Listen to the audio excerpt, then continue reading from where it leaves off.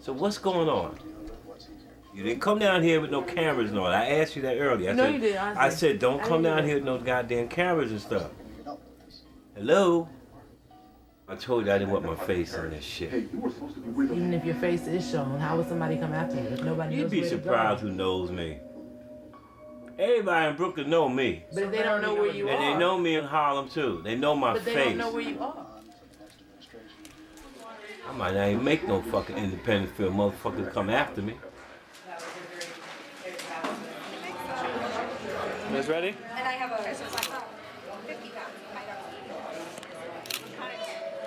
I have a flat with that. And my brother has a husband.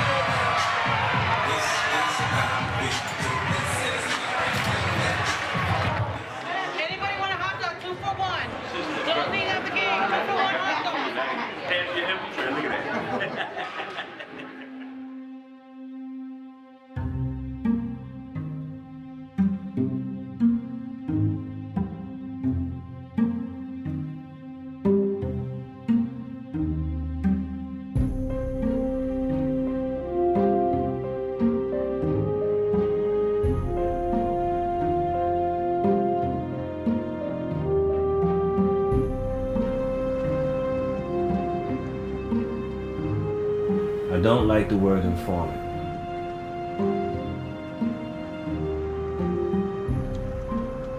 I consider myself as a civilian operative.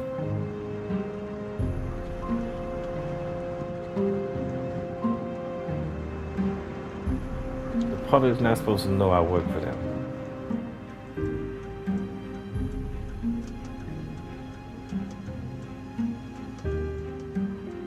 I don't exist, I'm a spook. A ghost.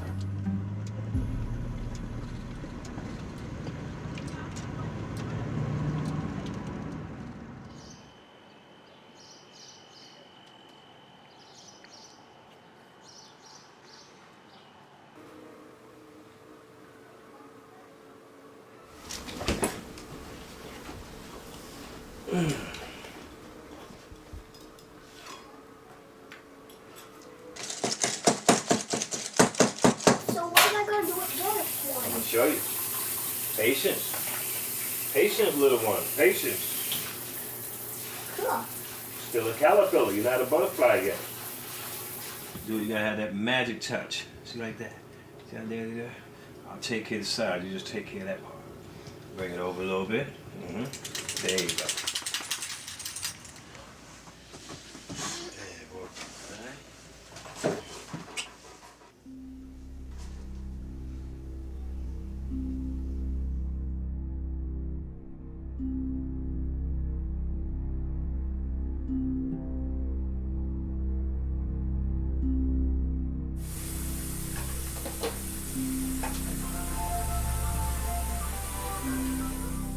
Yeah, what's up, Tar? You know, I got a gut feeling about this, and, you know, exactly. What happened with the FBI? They called me to do an assignment in Pittsburgh. Whatever the case may be, if they want me to do surveillance, I'm gonna do it, you know? I need the money. I need the money.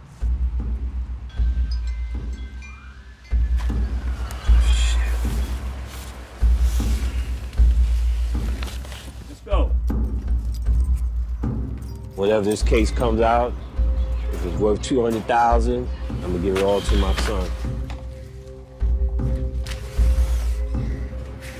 I kind of messed up last time. I mismanaged all my money, at least over $200,000-300,000. So this is my second chance. I'm gonna take advantage of it.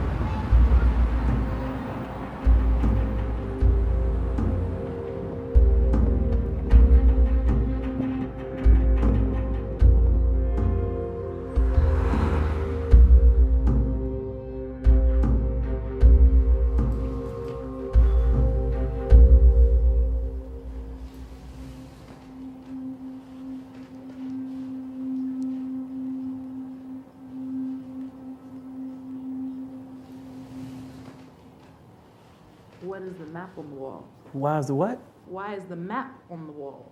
Find my locations around here. Is there significance to the red lines? Yes. It's regarding the work I do. No, I'm gonna give you the picture. I'm gonna put them up on here. It'll be better for you because I don't want to explain nothing to you. You got it, that's it. Don't ask no questions who they are. I'm giving you something that you shouldn't be seeing anyway. You know something? I know, you always getting fucking headshots. Didn't you say you wanted to do this project? Yeah, don't you ever give it a break? Now I can see why no fucking celebrities don't like paparazzi. You're not gonna tell us anything? No, I mean, these are all targets that's in suspected areas. For some reason, they got a big population of Muslims that come from the various countries over there to come to school here. Moroccans, Somalis, Iranians, Saudis. And then they all go back from where they come from. I don't have no feelings for them. You're making Islam look bad, you gotta go.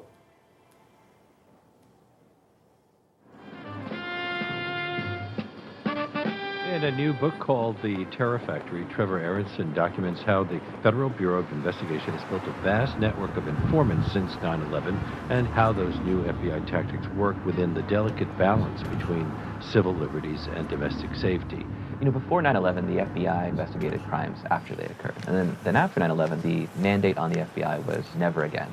And so what they're trying to do now, unlike before, is stop crimes before they happen. And these sting operations are how they do that. How many informants did they employ before 9/11? Under Hoover, during the COINTELPRO days, the FBI had 1,500 informants. And then after 9/11, there was an explosion up to 15,000. Hasn't the FBI actually recruited criminals and con men? Absolutely. You know, the best informants are kind of the worst people. A federal court judge describes informants to me as sociopaths because they require them to build these very close relationships and then betray them for personal means.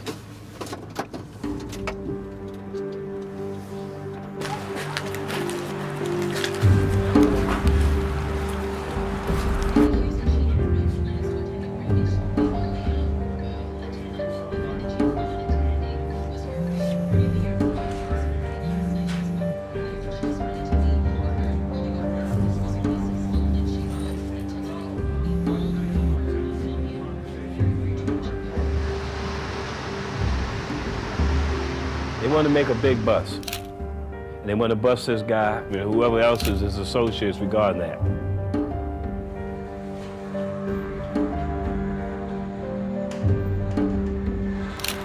Just gave me his picture and told me, look, this is the POI. What is POI? Person of interest. His name was Khalifa.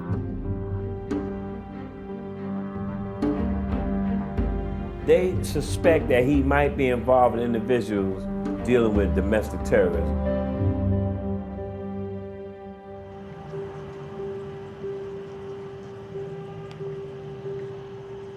Right now, I would like to make this my last assignment. I want to spend the rest of my little bit of time with my son, not 1,800 something miles away.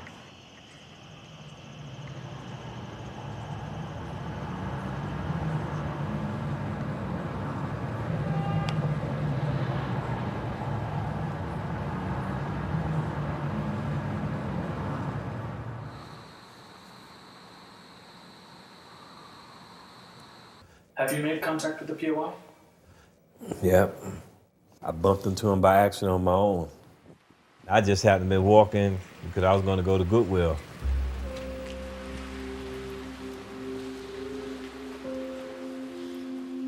Bus stop was right there. And I happened to see him and his wife, so I walked over there and greeted them. The second time I met him with a brother named Jamil, Afrocentric shop. And at that point, we exchanged numbers. He gave me his card, which contained his email and his website and the things that he do. The Shaban teaching something. What does Al-Shabaab mean in Arabic? It's supposed to be students. But in Somali, the word Shaban is linked to a terrorist group.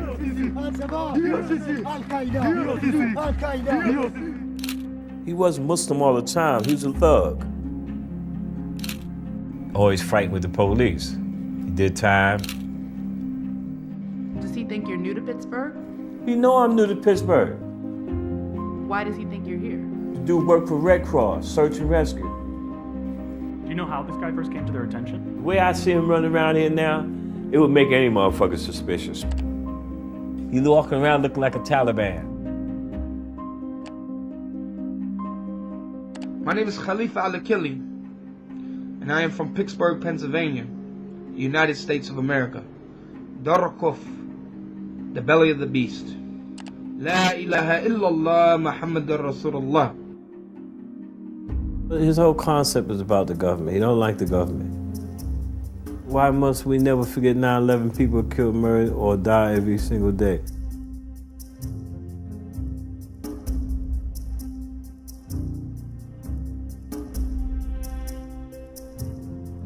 So he has a hatred toward the government.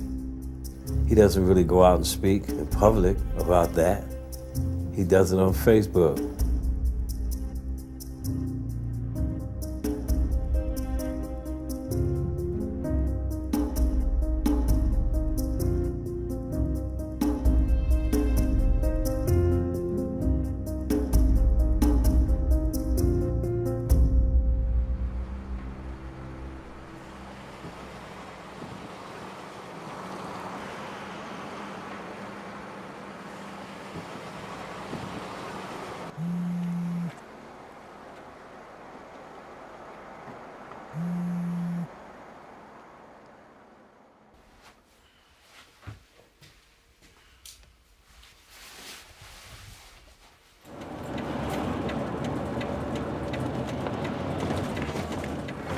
Building right here.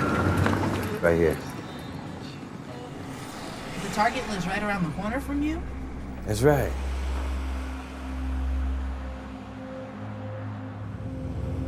Most of the times they just tell you to get close to the target.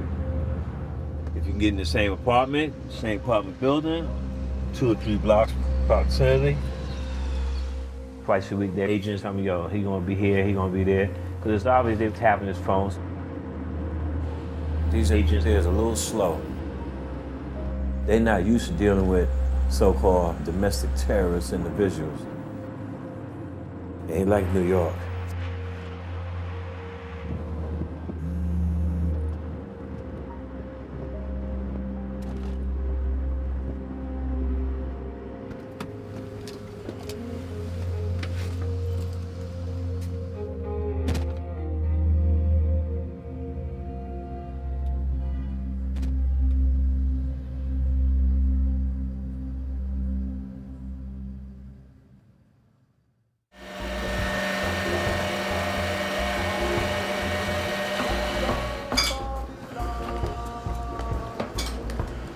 I really want to get into a bakery. That's what I really want to do. I want to specialize in custom cupcakes. Go in with someone who's a master baker. I'll be his apprentice.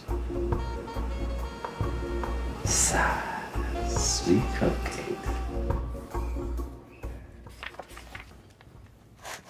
How was your meeting with the agents? The meeting was somewhat brief, and yeah, they said, you know, to gather information, gather intel.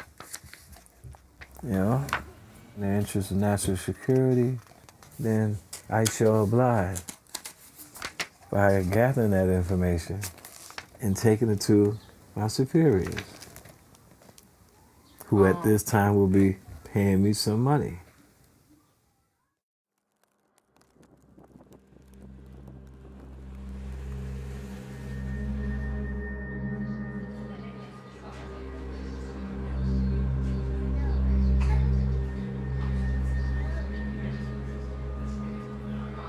What is the character that you're playing with Khalifa? I'm not playing no character. I'm playing who I am. You know, a Muslim brother who was involved with the Black Panther Party. That image there.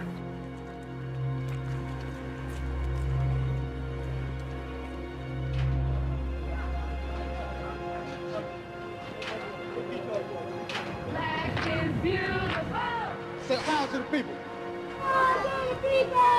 Say off the pin. Off the pin!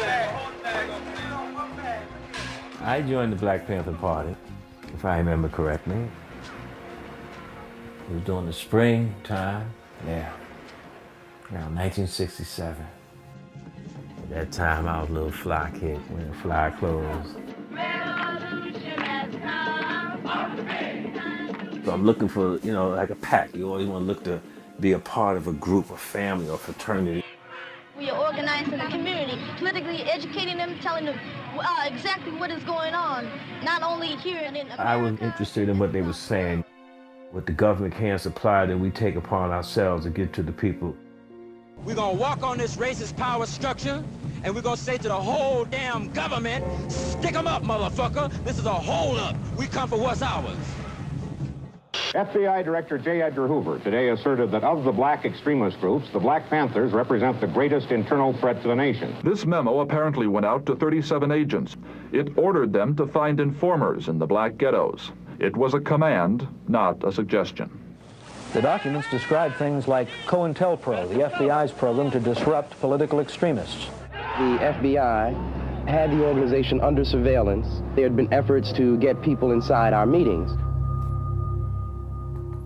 Were you an informant during the Panther days? No. What did the party say about informants? They kill him.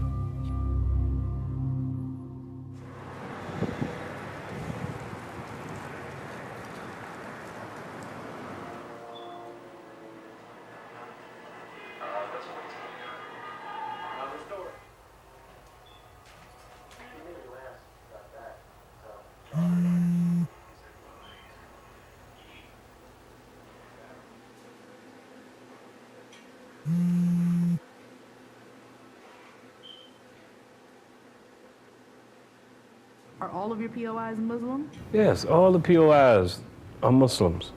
Why do you think that is? I don't know what makes them Muslims. I took my shot in the early 70s.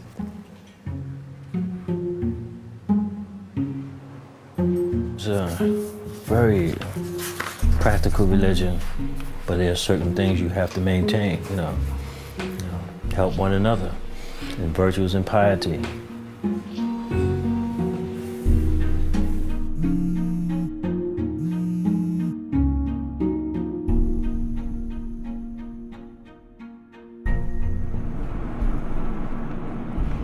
At this point now, I am struggling with my faith, you know what I mean? Not because I don't believe in the Lord. Things didn't go my way as I may have planned it to be. You know, there's times I've been strong, there's times I've been weak. You know?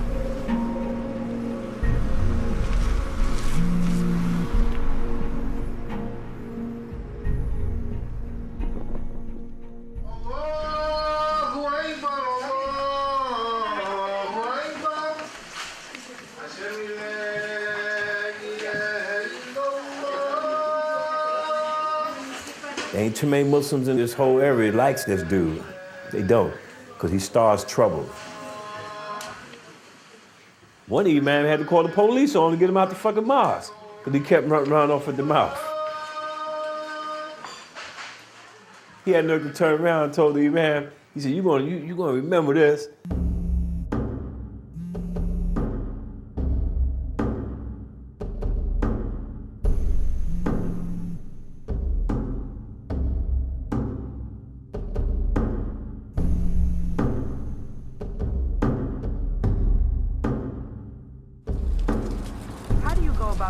To talk about jihad. You don't do it that way. You just talk about Islam. You don't do that on the first day you meet. You don't do it on the first week. It might take you 2 or 3 weeks. You feel the individual out. You see if he got grudges. You find out how he became Muslim. Why did he want to become Muslim?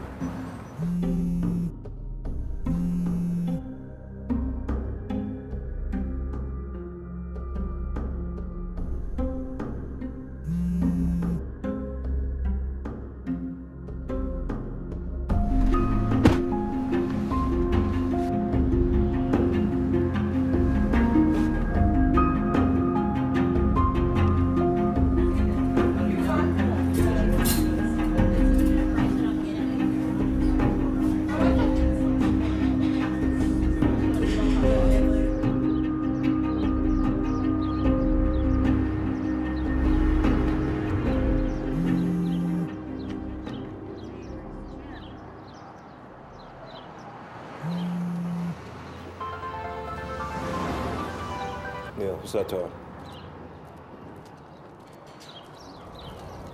You just don't run into a community and expect to get results within a matter of 4 or 6 months. You know what I'm saying? I don't have bay'at to this mosque, and I don't have bay'at to the imam here either. And most people, you have bay'at to the imam, that way you can move around with them. I don't have it.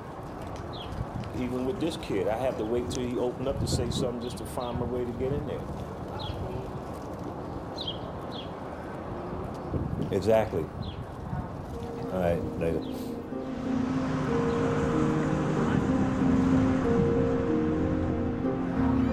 Some of my other cases, other individuals, we had a lot in common. Even though this guy's Muslim, I'm Muslim, but that's as far as it goes. He and I have nothing in common at all. Music-wise, politics, culture, none of it.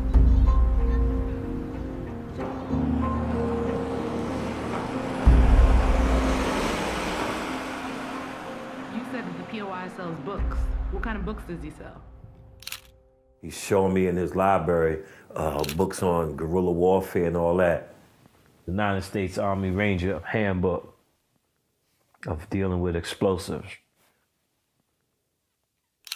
Revolutionary Islamic literature.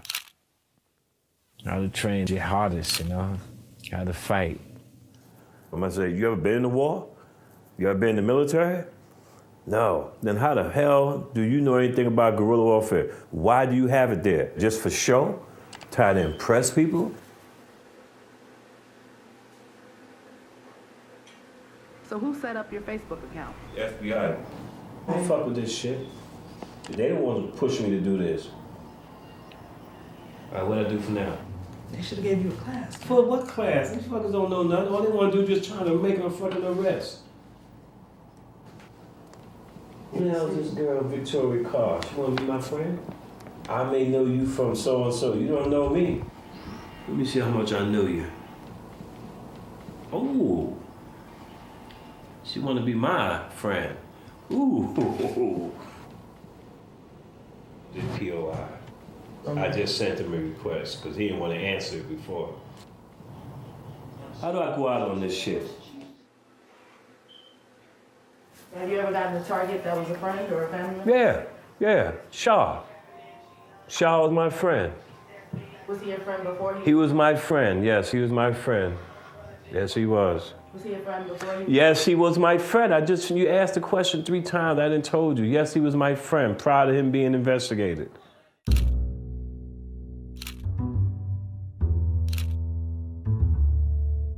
In the Shaw case, you're dealing with homegrown African-American Muslims. His father was Captain Joseph Shaw, who was a lieutenant with Malcolm X. A Florida physician and a self-described martial arts expert from New York are under arrest tonight, charged with plotting to train terrorists for Al-Qaeda. The government says it has the pair on audio tape swearing a bayat, or oath of allegiance to Osama bin Laden. The complaint alleges Shaw did most of the talking to a government informant wearing a wire. I tried to give him warning, try to tell him certain things and leave things alone. Might have felt that he was untouchable.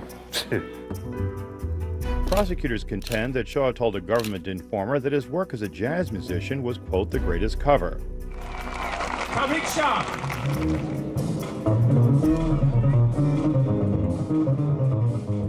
Shaw was introduced to me by an agent while Shaw was doing the gig. I went for bass lessons 3 times a week in his house. That was my front. And of course, when he learned these bass lessons, I'm talking with him. My pitch was that he could make some money if he makes some alliance with Al-Qaeda. And they're looking for certain individuals such as himself, and they be willing to pay you for your time, you know. So when I fed him that line, that's what he went at.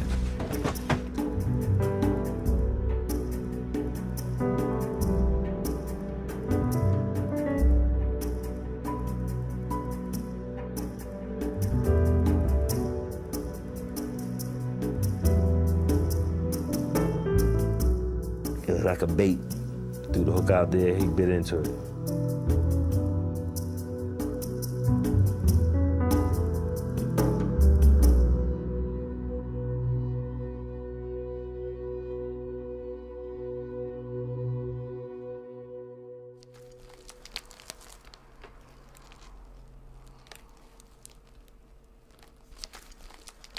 This is Tariq and I at my birthday party. I forget, I was either 50 or 51. They had given me a birthday party with a stripper. But we will not take pictures of the stripper. Tariq mentioned that he was giving this person bass lessons, and I didn't even know his name. So then when he had said that this particular person needed a place to stay, and would I be willing to rent him the apartment downstairs? So I said to Tariq, well, I don't know this person. So he said, well, Ma, I can vouch for him. I said, are you sure? He's feeling pretty good. As well as can be expected under the conditions.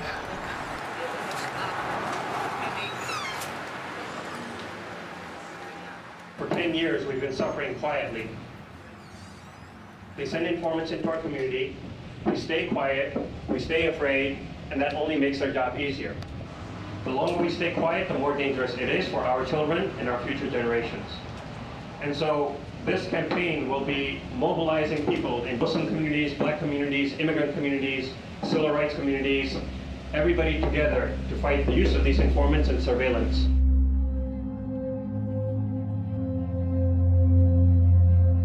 I think Tariq is so hurt because he liked the brother and he trusted the brother. Tariq is such a believer in Islam, and I think he feels that Allah will deal with him.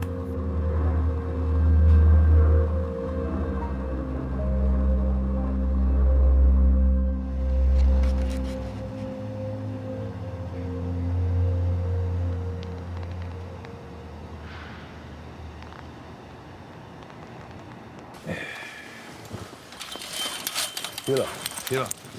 That's right. Come on. You want that snow? Want that snow? Come on, come on, come on. Heal up, heal up, heal. Heal up, heal. Stop it. Don't do that. You make her nervous. She ain't gonna do nothing to you. Hey, yeah, she done tore your coat. You see? Yeah, you can, don't run after and let her play like that. Cause her teeth are sharp. So you gotta tell your mama, wow. She ain't gonna get mad?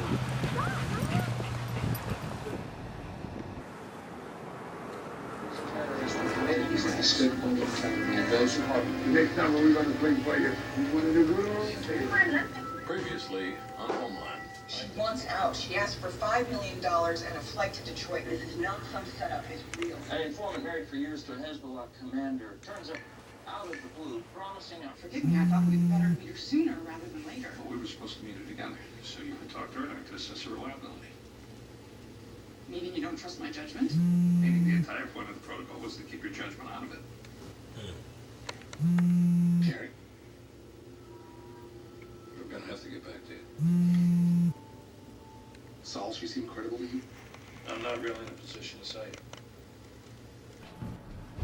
How exactly do they train you to kind of prepare? They don't train me for nothing. It's how I use the language. If they train me, I would never get what I wanted to get because they're strictly textbook. There's a difference between telling somebody and making a suggestion. The entrapment is if I go and tell him, yo, come on, let's go rob a bank. And you know that was not his intention, that was my intention. So I'm entrapping him. I don't make the suggestions. I may go and say, damn, there's a lot of money in there, boy. I see all the motherfuckers dropping off all that damn money. And he feeds into it and he go, shit, I sure like to take that. What about your current target? Are your handlers trying to suggest that you... I don't suggest anything. I wait till as we speak and to get to know each other what we speak about. So when he brought up camping, that was my key opening right there. The door opened up for me to make a suggestion now. I said, yeah, that's cool, man. We can all go camping. I said, why don't we just go a little further? We could train, man, like we do in the military. I said, brother, if you wanted to go and fight for the Muslim state, he said, I gotta consult my sheikh. I said, see, that's what's wrong with you, brother. You brothers always talk that jihad stuff, but when somebody give you the opportunity to make a move to fight for the Islam, y'all not gonna fight for the Islam. Y'all talk that talk, but you won't walk the walk.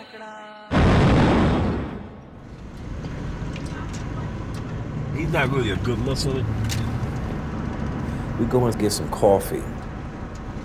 That motherfucker stole the coffee grinding machine.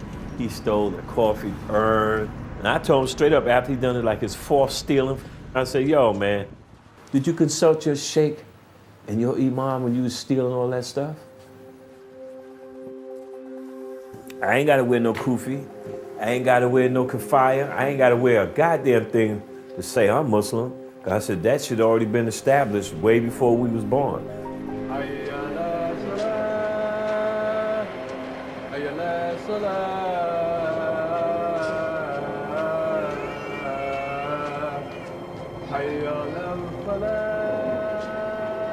What drew me to the Islam was more that militant aspect, not a jihadist, but more of a stand up, take no bullshit. Brothers and sisters, you must be abreast what's happening over the world. You must read. Your first reading is Quran and Sunnah. Nice community of brothers, man. You know what I mean? Some of them used to be Panthers, and some used to be New African, brothers. Imam Siraj, me and him used to sit down and talk. We was good friends. All the brothers are good friends. We all tight. It was just that inner circle, the inner circle and the outer circle. I was part of the Security Council. Crack epidemic was bad, man. It was really bad. We used to clean up neighborhoods. We used to clean up the drug dealers. I provide them intel where all the drug dealers would be at. I was an asset to the community. I loved it. I loved it.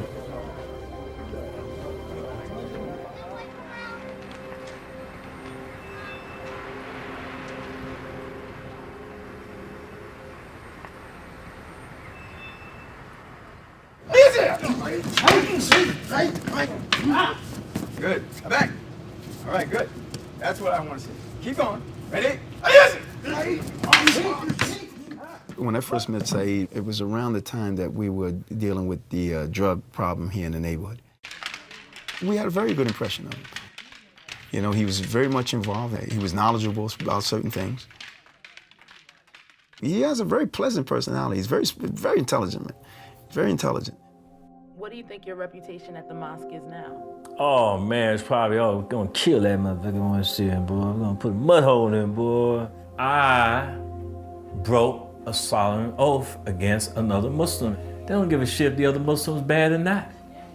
He's a Muslim.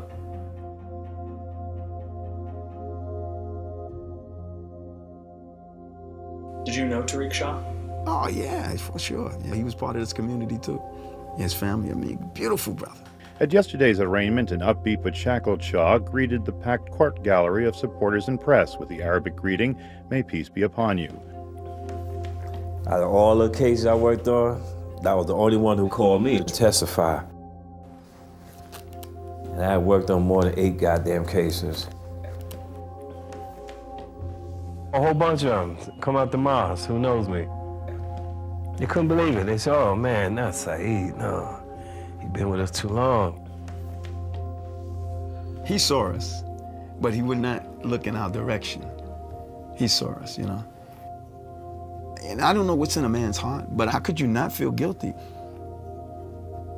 Imam Siraj put a fatwa out on me, okay? And I'm not going into any details with how the words was pronounced, how he put it in there. He put a fatwa out. Now, y'all journalists, y'all know what fatwa is. I ain't gonna tell you exactly what words he used, because I don't know exact what words. I'm getting it from people I know, already told me.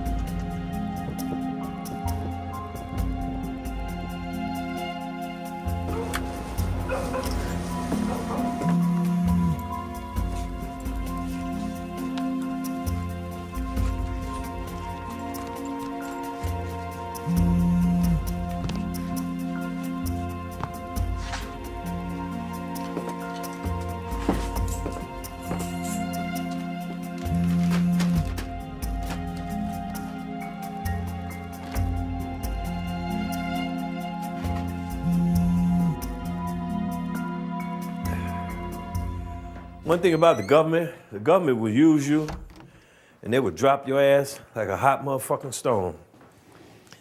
And don't be a motherfucking convict, or they really get over on you then. I spent all my money this week, man. Ain't that a bitch? That's $11. That's all I got, man. Would you consider this full-time work? They consider it full-time, so I don't see no full-time money. What would you say your services are worth? My services need to be at least over $3,500. What are you basing that rate on? I base it on my investigation techniques, infiltrating some radical fucking group that they not even sure about. Now, the only way I could push their fucking wig back, unless I just tell them I'm out of here. Cause I'm not gonna bust my ass. You got me waking up 5 o'clock in the fucking morning chasing a fucking ghost.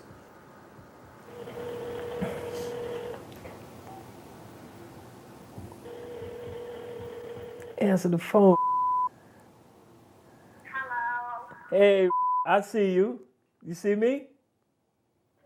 Yeah. Oh, okay. Look at him. Just like his daddy. His teeth fell out? Yes. Oh, it's growing back though, right? Yes. Oh, you okay? I love you. Eh.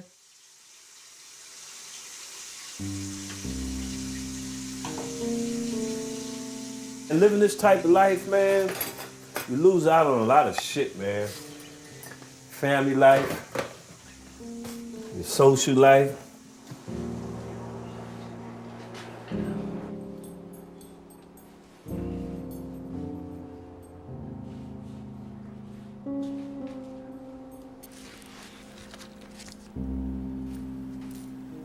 Do you think your present right now is in any way related to your past? What I done in the past, I don't even like to bring it back up. I really don't. You know, even if you try to bounce back, even to make amends for the things you may have done.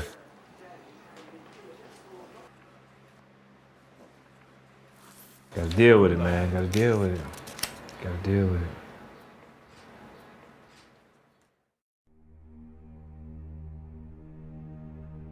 I was a revolutionary activist. Like Robin Hood.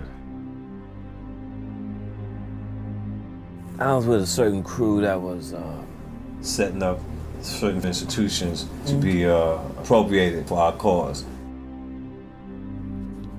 Postal Service, banks, New York City Transit. Right, so all we did was just expropriate it back to the people, the masses.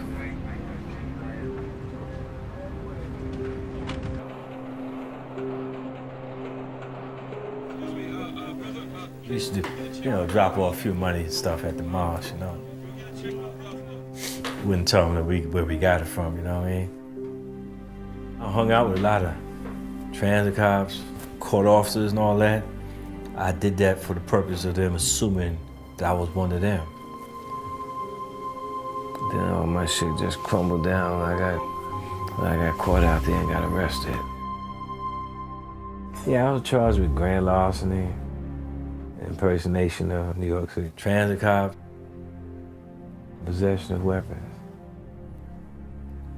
When were you first approached by the FBI? Oh, I was approached, man, when I was arrested. So the guy said, okay, we tell you what. Here's our card. You need something, you let us know. Now, you want to make a deal? You facing 20 years right now as it is. And I said, damn, 20 fucking years in the feds. So I said, fuck it. I called him in. I said, yeah, what you want to speak on, man?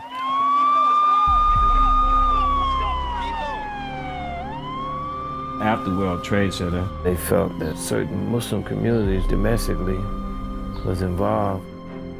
I happened to know Blind Sheikh, that I was part of the security detail. So they felt that I knew the routine, which I didn't really.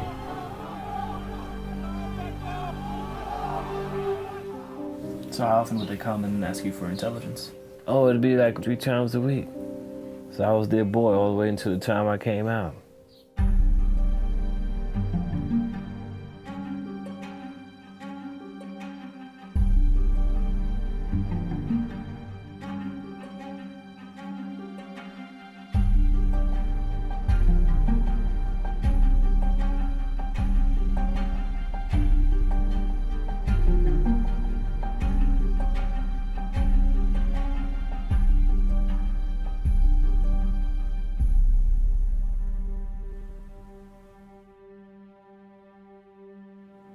after 9/11, I got a call. He said, look, we're gonna come by and talk. I said, okay. I opened the door, he came in, he had another agent with him. They asked me to come with them full time. This wasn't no recruitment shit, sign up, you know, and say welcome aboard, you know. This was clandestine shit, you know. COVID operation bullshit, you don't exist. You know what I mean?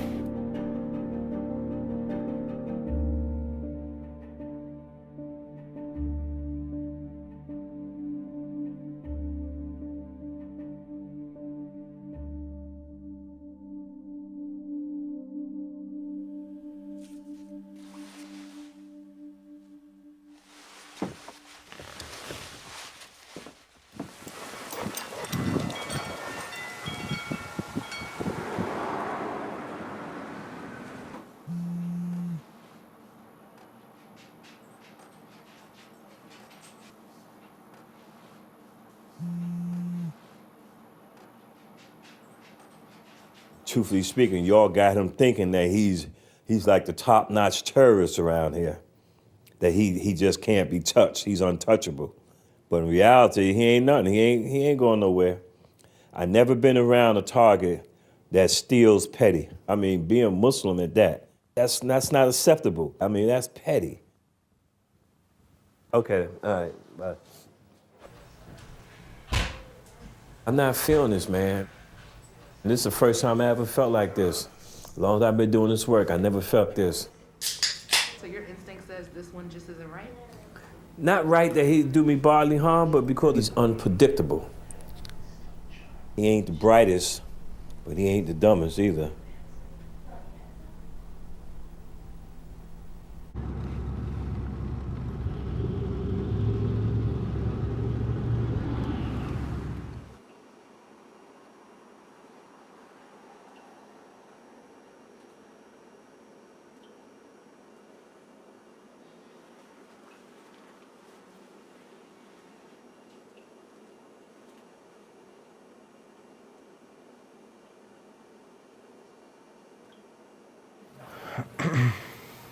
All right, you ready? Yeah. My name is Khalifa Al-Akili from Pittsburgh. In 1991, I accepted Islam, took Shahada. What was the religion that you were born into? Well, we're all born Muslim, but I was raised Protestant. Islam teaches us how to rectify our inner self, which the Prophet Muhammad ﷺ said is the greatest jihad. The word jihad simply means struggle. And the greatest jihad that every believer, man and woman, will go through is that inner struggle against our lower bestial desires. The more things that we do as Muslims, the more of a closer relationship that we can have with our Creator.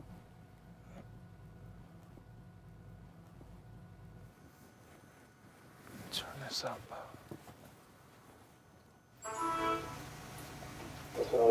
At least let me know something, because I text you and you didn't reply to the text.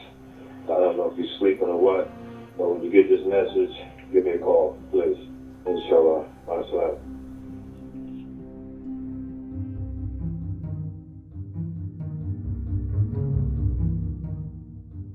He was always talking about the cause, you know, and you know, some guys pray, other guys fight.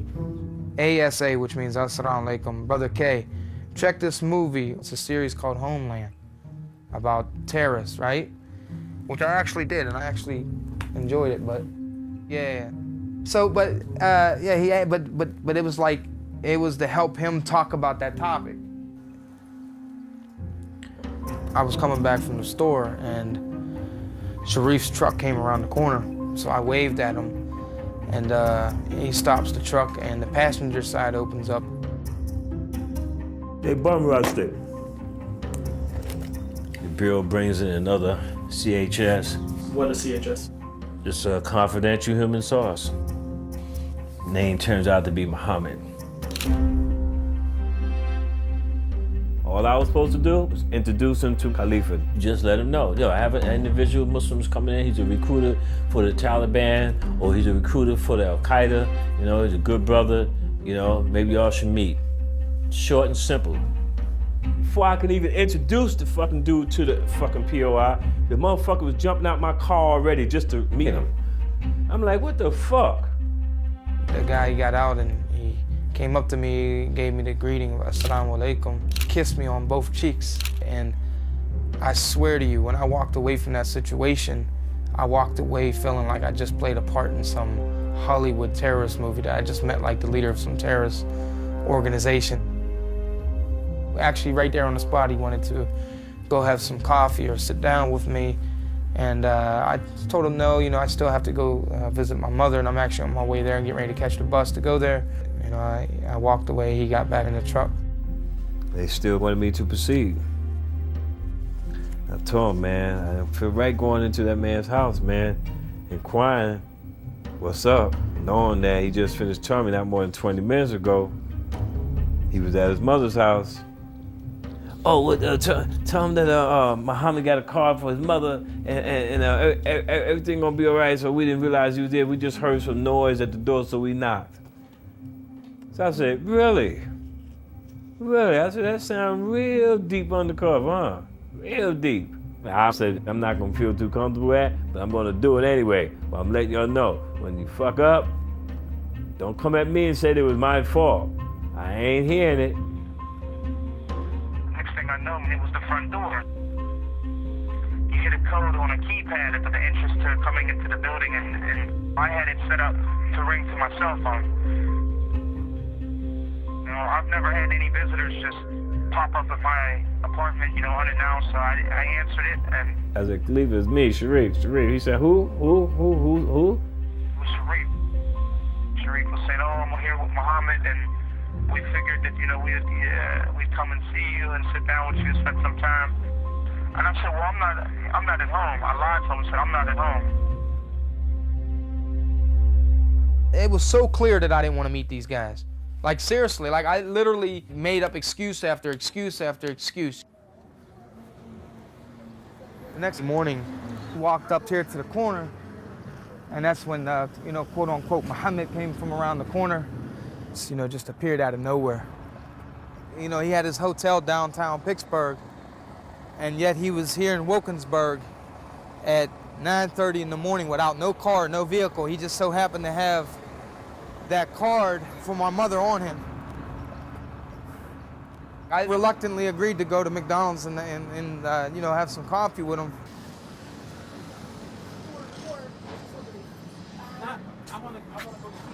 The morning that we all came in here, we actually sat at this first booth right here, and that's whenever he began to talk about his people being involved in jihad and whatnot and fighting. And this was the location that we sat down and had the coffee with him. So we exchanged numbers, and actually that morning he drove me home. After that, I didn't hear anything from him. You know what that means, Taliban?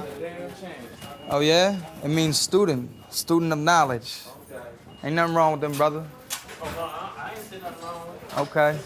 The wearing of the turban been in existence thousands of years before the Taliban was even formulated in Afghanistan and Pakistan. Oh, okay. My father's a Muslim. Alhamdulillah. Actually, Allah is just the Arabic name for God. Christians and Jews that speak Arabic.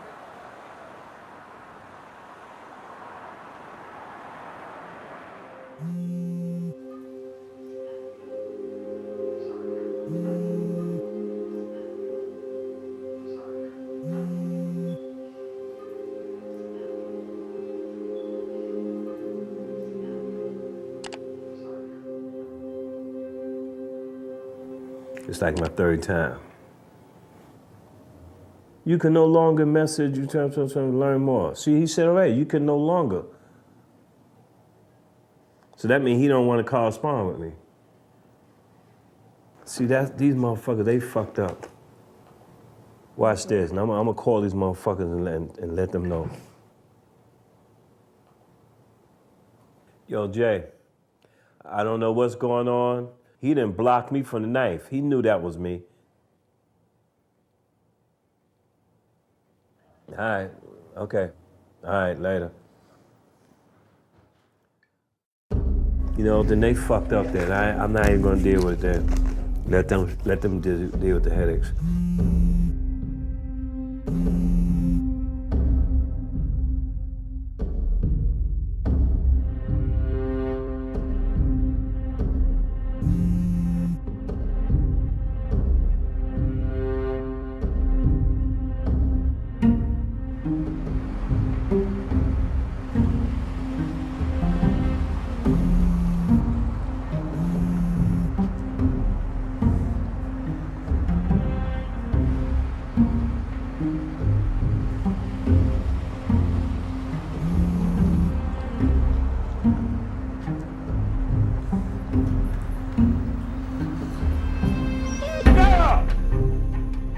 Fucking pissed me off today with your bullshit. I mean, I could have set him up and just take a fucking handgun and just put it somewhere and say, yo, y'all call in the locals, have the locals grab him right now, boom, he got a gun. And it's all over with. But they don't want to do it that way. And I told them, I said, I'm not here to entrap nobody. They trying to make me force this dude into saying something to support terrorism. I said, the dude is not a fucking terrorist, man. He's not even a pseudo-terrorist. He's nothing but an oxymoron. I said, what y'all been doing for the last 3 years? Y'all ain't seen nothing? If y'all ain't seen nothing, what y'all expect me to see?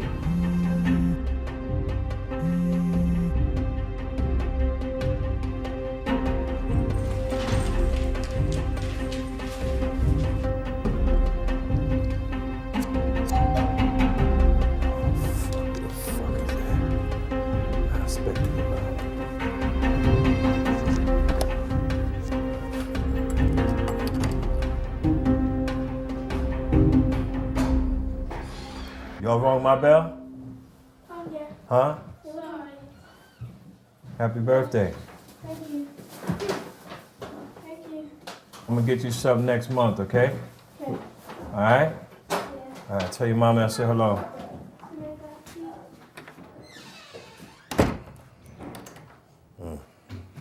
Nobody rings my bell. I don't expect you. I know I don't expect you many people. I don't have company here. When that bell ring, I'm on my P's and Q's. And believe it or not, if I think you're a threat to me, I will liquidate you with extreme prejudice.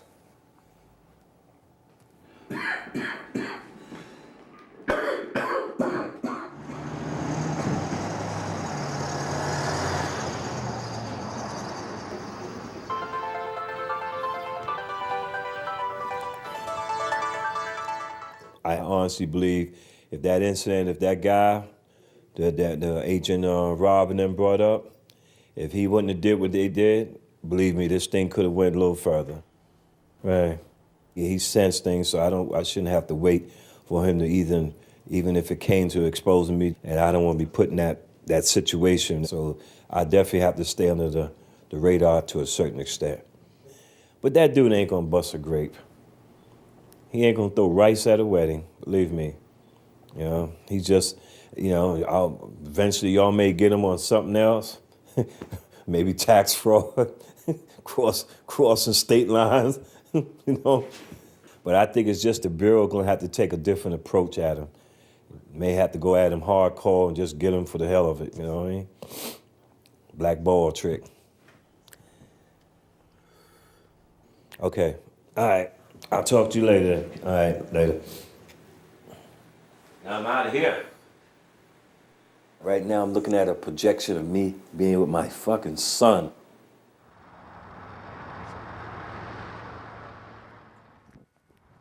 Sharif left me alone in his truck. And when he did that, there was a letter sitting on the dashboard from the welfare office. So I picked it up and I snapped a picture of it because I knew he was FBI. Wanted to know who this guy was. And his real name is Saeed S. Torres.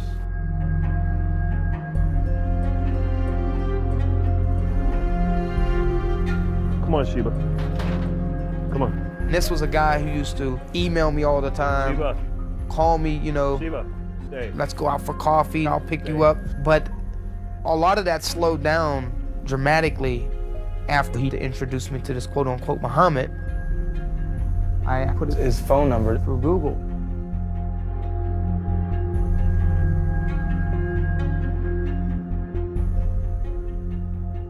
Everyone should be rewarded for the things they do. That's him. Either by Allah or by the organization that does these things. Muhammad, he was an informant for the FBI, and his real name is Shahid Hussein. I felt that I was almost obligated to expose these guys. Sheba, go, please. I sent out an email very blatantly, the subject, FBI informants. There's hundreds of people on this email list. I told anybody, if anybody wants to question me about this, they can do so. Sharif, he's gone. He's moved out completely, like out of the clear blue.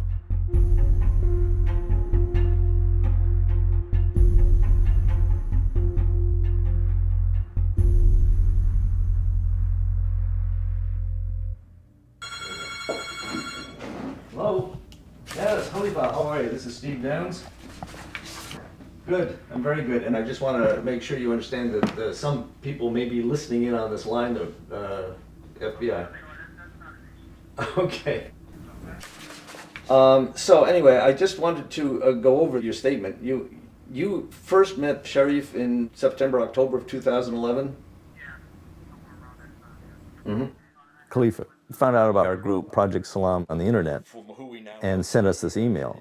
What really was striking about this email was that it was so detailed and so specific, and that through a series of Googles on telephones and stuff, he had so cleverly caught the FBI trying to catch him. I've never seen a case quite like that. Mm-hmm. Yeah. Mm-hmm.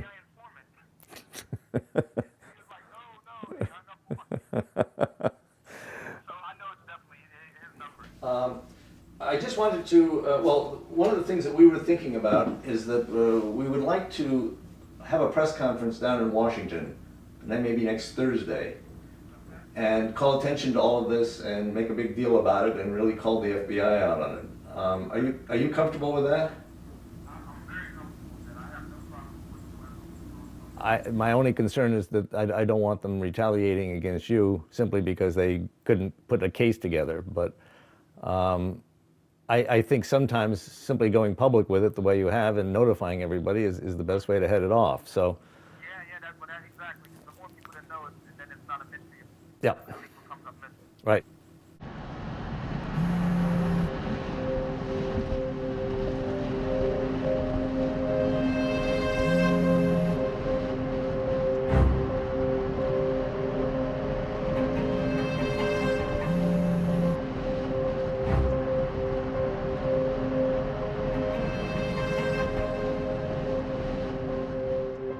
Y'all exposed me. Y'all put me on the goddamn line and left me out there hanging dry.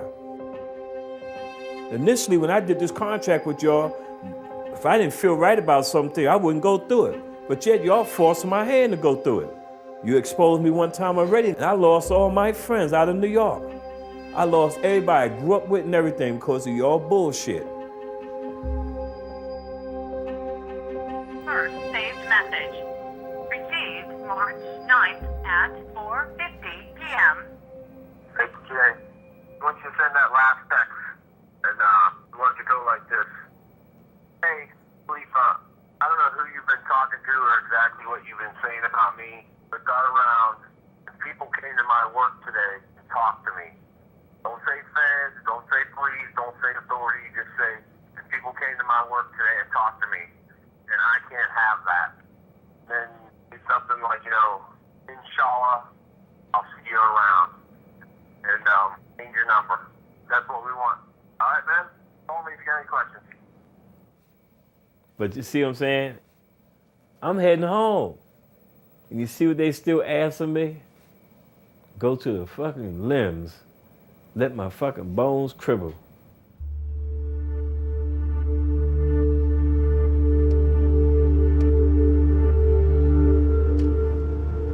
I got a meeting with my attorney.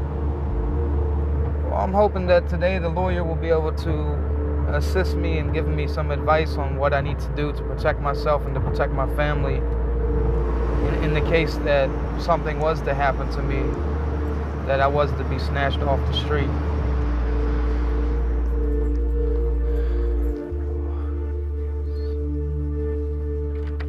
Think of anything else unusual that's happened within the last year? People following you. Just yesterday, me and my wife went to Jamil's Global Village in East Liberty. And as soon as I walked in there, like not even a minute later, this guy walks in, he's on a Nextel's phone. And there's some clothing like directly in front of the door. He came in and he felt the sleeve of one of the clothes. And he was like, oh, this is nice material. And then Rafiq, joking with him, actually rubbed on his shirt and said, you got a nice shirt on too.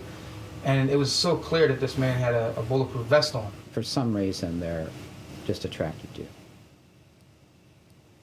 I don't think anything's going to happen for a while. Based on what you told me, it would be hard for them to indict you right now, based on what we think they know. But they might try. If they do come to your house, they'll come, you know, late at night or early in the morning. Right. The fact that they haven't already arrested me, they obviously don't really have anything on me, and so they're still trying. But you never know, you know. Just you never know. As far as I know, I mean, the law knows best, but I haven't seen anyone following me today.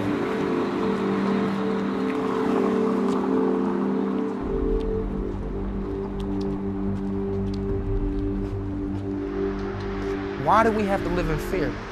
Why does my family have to live in fear every day now? Whenever I walk out, my wife's wondering, you know, is her husband gonna return? You know, I have a 9-month-old baby, and my wife now, like, she don't have no family in this country at all. So if something happens to me, you know, where does that leave my family?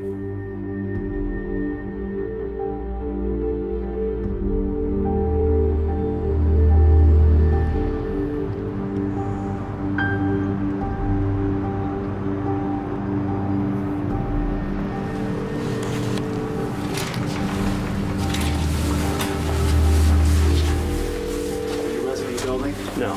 Okay, then you can talk to the employees that control the building here, okay? Okay, thank you.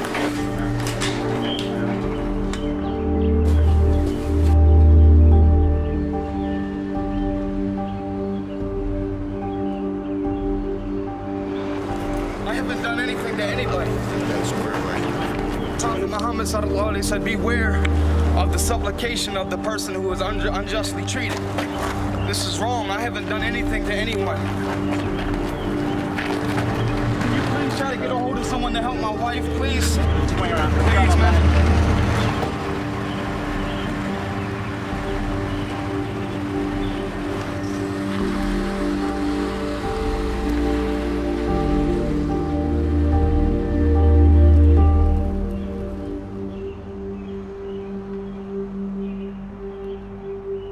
Investigators are questioning a man after the FBI raided his Wilkinsburg home. What they found inside has forced them to launch a major investigation. He told friends he wanted to join the Taliban and die like a martyr, but he ran from the FBI. The Pittsburgh FBI SWAT team, though, took him down moments later in front of his Wilkinsburg apartment. And now the feds tonight are looking to see just what level of anti-American he might be. Ali al-Akili, also known as James Marvin Thomas Jr., was in possession of jihadist literature and literature on the U.S. military and its tactics, and that he promoted guerrilla violence against the U.S. Armed Forces. Now, tonight there is no hard evidence, according to the feds, that the suspect took any action against the United States. But this investigation of this suspect and his friends is far from over. Hey, little man. Come on, hey, put your hand up. Don't you know how to fight yet? Yeah, I know you. You got your little pretty face. Got a new dog, Tony Brown. Yeah, Daddy's here now. Wow. It's good to be home, man. It's really good.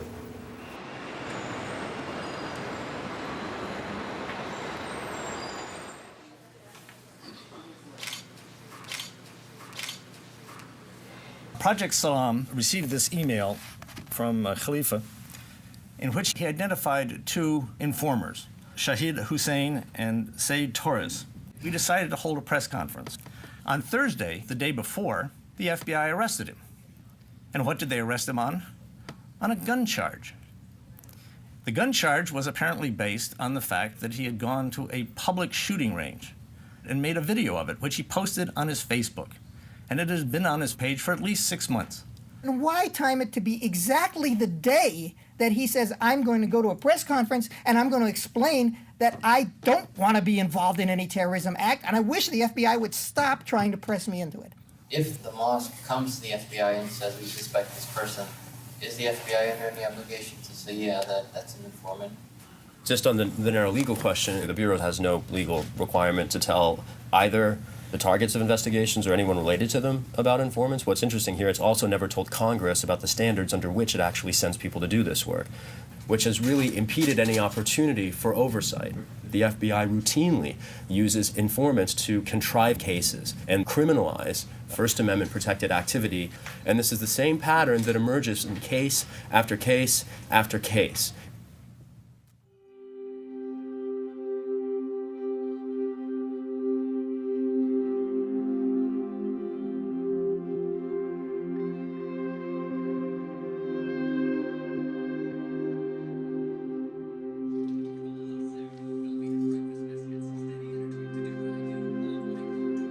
Tariq may be guilty, but you know what, of talking.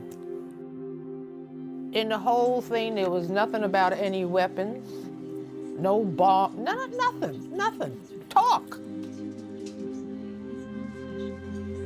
You want to wear those sneakers or your other sneakers? You want to wear those? This was all because of his child support payment. They had Tariq owing $70,000 or $80,000. They knew that he was struggling. Who were they? Saeed knew that he was struggling with his payments. I'm still making child support payment for him. And he's in prison.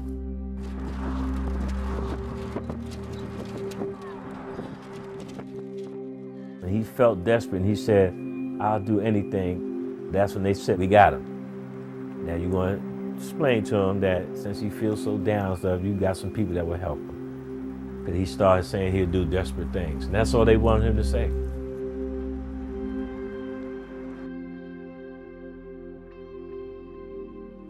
If you knew how everything would have turned out, both for you and for Tariq, would you have done anything differently? No.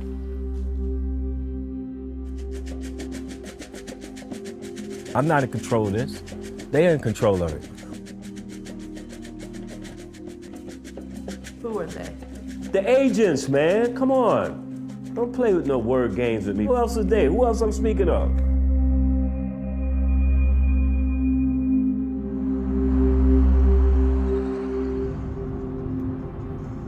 This is not something new that is happening. I mean, these are things that Malcolm used to talk about in the 60s.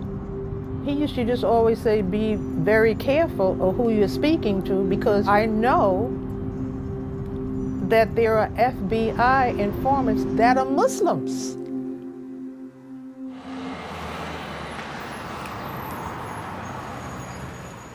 The Quran says to enjoin good, not to solicit or not to coerce him to do the wrong. That's a major violation of Quranic teachings, to encourage people to do wrong. And that's what he was doing. One of his fears is that someone in this mosque may have issued a fatwa against them. No, Saeed, he knows better. But nobody put a fatwa on Saeed. Nobody.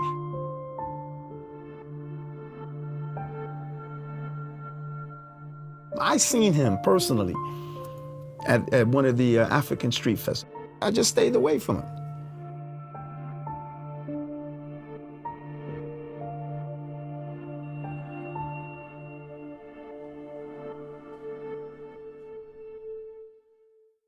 Hello, this is a prepaid collect call from an inmate at CCA Northeast Ohio Correctional Center. This call is subject to recording and monitoring.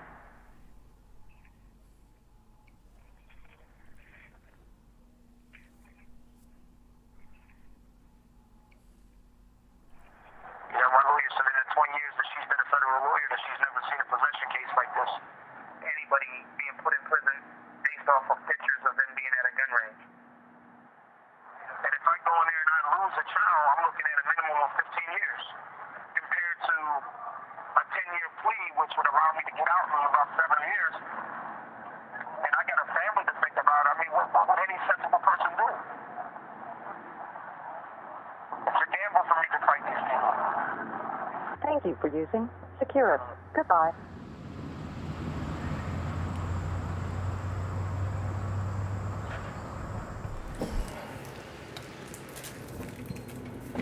I've been unemployed, you know, been kind of rough.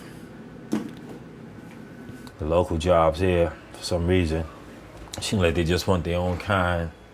I don't see too many Irish bars hiring any black cooks, you know. Other than that, I have no other resources. I'm telling you how I'm going to try to maintain this family. When's the last time you heard from someone in the Bureau? Been a while. Months. I should have never, you know, even considered dealing with them. You know what I mean? It's chaotic. I don't have words for it at this moment. I really don't. I believe because of what happened in Pittsburgh, I'm getting all kind of shit rolled down on me. You know? But if Khalifa was arrested, wasn't Pittsburgh a success? No. Why not? Because it was not what they wanted him for. Rough life, man, rough life. Sometimes I think I don't know if I made the right decision or what.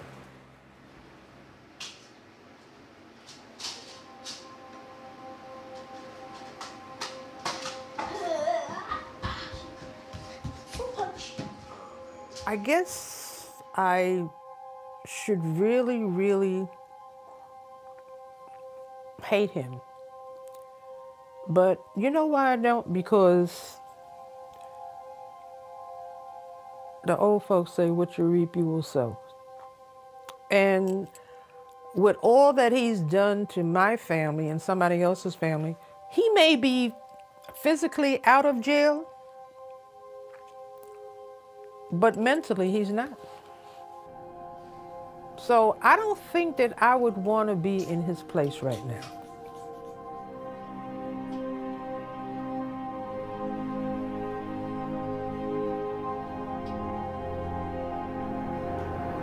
I gotta get my shit together, man. I've been so fucking depressed, man. Never been this way before.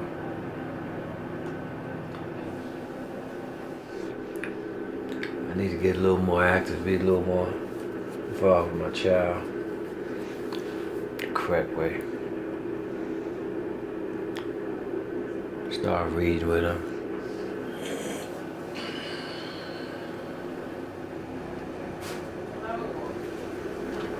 Give it 6 minutes. Smoke a joint, man.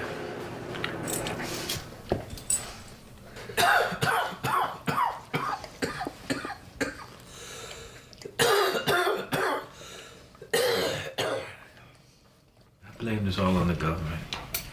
I'm trying to be a good fucking citizen. Look what happened. I'm fucking Muslim, I can't even go to the mosque. Ain't that a bitch? Cause the fucking mosque I can go to, you're already infiltrated and been on the news and everything else. And my name's up there, so how the fuck I'm gonna pray? You violate my constitutional right now. You prevented me from going into the mosque because of my actions.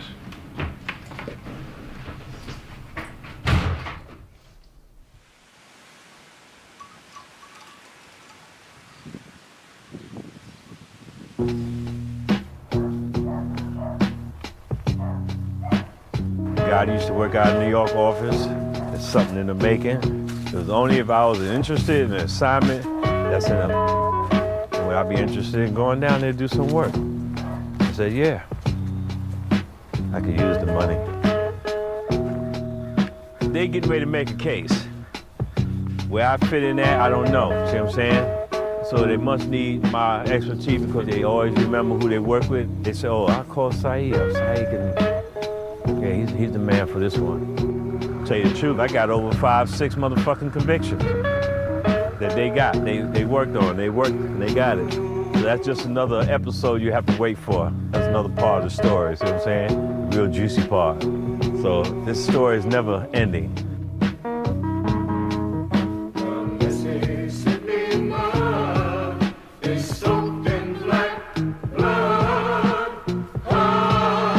In another terror case, 2 men under arrest in a terror plot. trying to detonate a car bomb, 1,000 pounds worth of explosives. caught thanks to an FBI informant.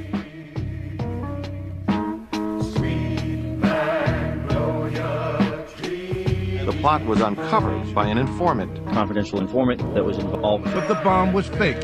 It was a sting. The FBI set the whole thing up and enticed them with money and gifts. Something is wrong. The Mississippi mud is soaked in black blood. How many more must die? My heart is singing a sad song, 'cause so many brothers are gone. It's happened many times before. Lord, Lord, how many more? The Mississippi mud. More Storyville is available for you to catch up with online, including the latest new episode, Cartel Land, available now on BBC iPlayer.